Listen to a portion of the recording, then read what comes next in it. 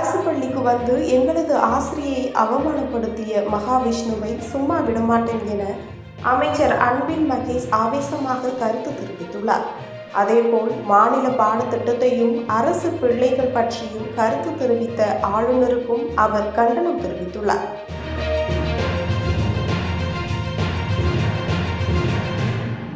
என் எல்லைக்கு வந்து அவமானம், சும்மா விடமாட்டேன். மகாவிஷ்ணு விவகாரத்தில் அமைச்சர் அன்பில் மகேஷ் அதிரடி.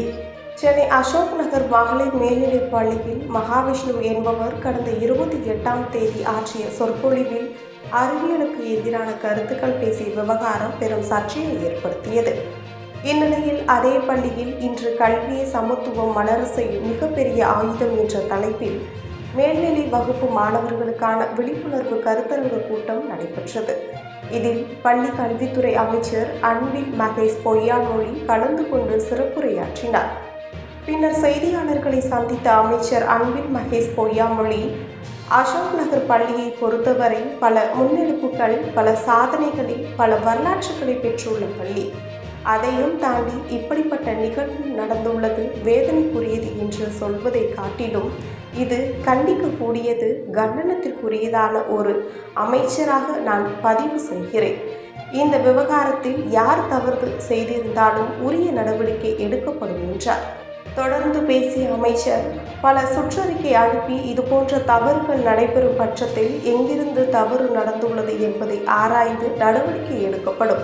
ஒரு ஆசிரியர் எப்படி இருக்க வேண்டும் என்று உதாரணமாக எடுத்துக்கொள்வதற்கு தமிழ் ஆசிரியர் சங்கர் உள்ளார். கண் பார்வை இல்லாத போதும் எப்படி துணிச்சலாக ஒரு கேள்வி கேட்டுள்ளார் என்பதை வியந்து பார்த்ததாக தெரிவித்தார்.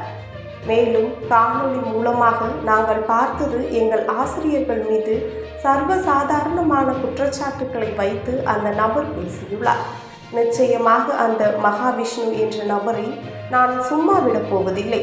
பள்ளி கல்வித்துறையின் அமைச்சராக எங்கள் ஆசிரியர்களை பள்ளிக்குள் வந்து கேள்வி எழுப்பி குற்றம் சாட்டியது ஏற்றுக்கொள்ள முடியாது.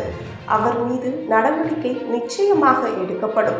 அந்த நபர் என்னுடன் புகைப்படம் எடுத்துள்ளார் என்பதற்காக நாங்கள் அனுமதி கொடுக்கவில்லை. திராவிட மாடல் ஆட்சி என்பது கொள்கை ரீதியான ஆட்சி என கூறினார்.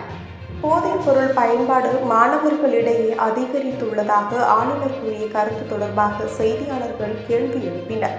அதற்கு பதிலளித்த அமைச்சர், நம் தமிழ்நாடு முதலமைச்சர் ஆட்சியில் போதைப்பொருள் ஒழிப்பு தொடர்பாக எவ்வளவு நடவடிக்கை எடுக்கப்பட்டுள்ளது, எத்தனை லட்சம் சொத்துக்கள் முடக்கப்பட்டுள்ளது, எத்தனை லட்சம் வழக்குகள் போடப்பட்டுள்ளது என்று இருப்பு கரம் கொண்டு அடக்கியுள்ளது என்பது அனைவருக்கும் தெரியும்.